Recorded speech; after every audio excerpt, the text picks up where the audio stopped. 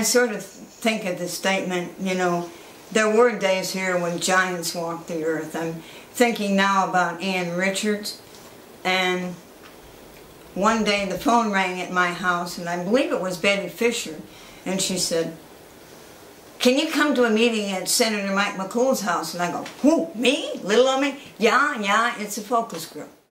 Anyway, the focus group was, ladies, do you think a woman could get elected governor of the state of Texas in her own right? In other words, not coattailing in on a husband's achievements.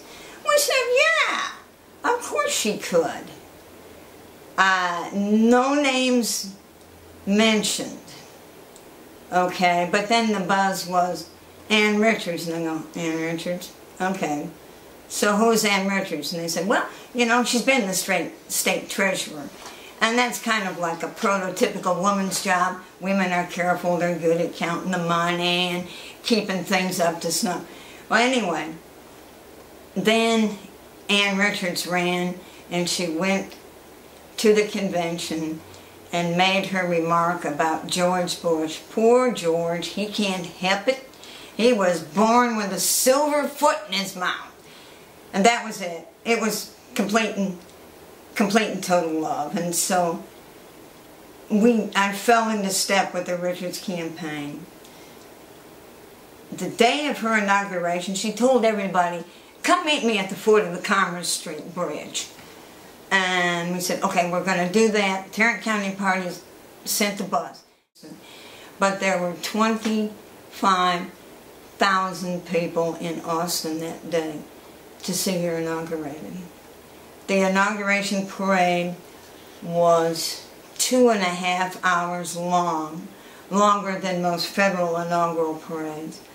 And Ann Richards, who was sworn in by Bob Bullock, who was her mentor at the time, both of them had gotten off the sauce and decided they were going to do something with their lives, and by golly, this was it. She was sworn in 15 minutes to noon because she could not wait to get started. And we just went nuts. And she was successful, but she fell to the Bush juggernaut. Anybody would have. And also Karl Rove. Karl Rove did a number on her. And this was sort of political marketing. Karl Rove went all over East Texas informing the world that he was pretty sure Ann Richards was a lesbian. And the Baptists got lathered over that one. And that pretty much did her in East Texas. But that was a Rovian maneuver, and so was good-hearted, overly idealistic Richard feminists said, woof, you know, this is a political shot. We're not this crazy about this kind of process. But I did see her the night before the election. She was in Arlington talking at General Motors. We had phone banked for her to build the crowd, and she knew she was going to lose. And somebody said, why do you feel that way? And she said, it's the money. It's the Bush money. I just can't match it. And of course, women in politics have a difficult time getting money. Give me a sense of purpose, a real sense of purpose now.